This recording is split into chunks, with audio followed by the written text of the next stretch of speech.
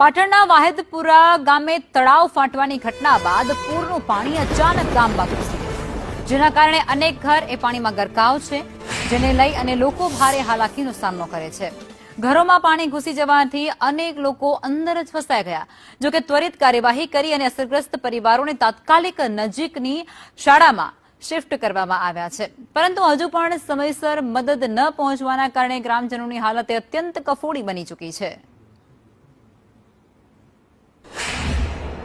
અમી તાલુકાનું વાહેદપુરા ગામમાં છે, ત્યાં વાહેદપુરા ગામ પહોંચ્યું છે। વાહેદપુરા ગામની બાજુમાં આવેલ એક તળાવ હતું। તળાવમાં ગઈકાલે તળાવ તૂટ્યું હતું। તે તળાવ તૂટતા સમગ્ર ગામને બાંધમાં લીધું અને સમગ્ર ગામમાં બાંધમાં લેતા સમગ્ર ગામ પાણીમાં ગરકાવ થયું હતું। જે ગામજનોને દ્વારા સરપંચ દ્વારા છે તેઓને હાલ તો જે પ્રાથમિક શાળા આવેલ છે પ્રાથમિક શાળામાં ખસેડવામાં આવે છે। તેઓની પ્રાથમિક શાળામાં ખસેડીને તેઓને પણ ત્યાંની ભોજનની વ્યવસ્થામાં કરવામાં આવે છે। તેને લઈને અહીંયા સ્થાનિક મહિલાઓ જોડાયા છે, તેને હું વાત કરવાનો પ્રયાસ કરીશું। બેન, શું નામ છે, કેવો વરસાદ પડ્યો હતો અને કેવી સ્થિતિ હતી?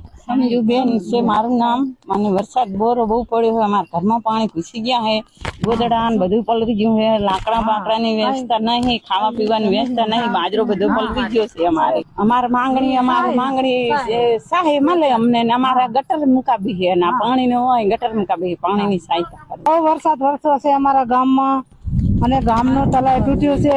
અમારા છોકરાને નુકસાન છે બહુ ને બહુ। એમ મારા છોકરા અત્યારે નિસારે બેઠા છે। 2 દિયાથી અમને ખાવાનું મળે છે છોકરાને। હા, નિસારેથી મળે છે અમને।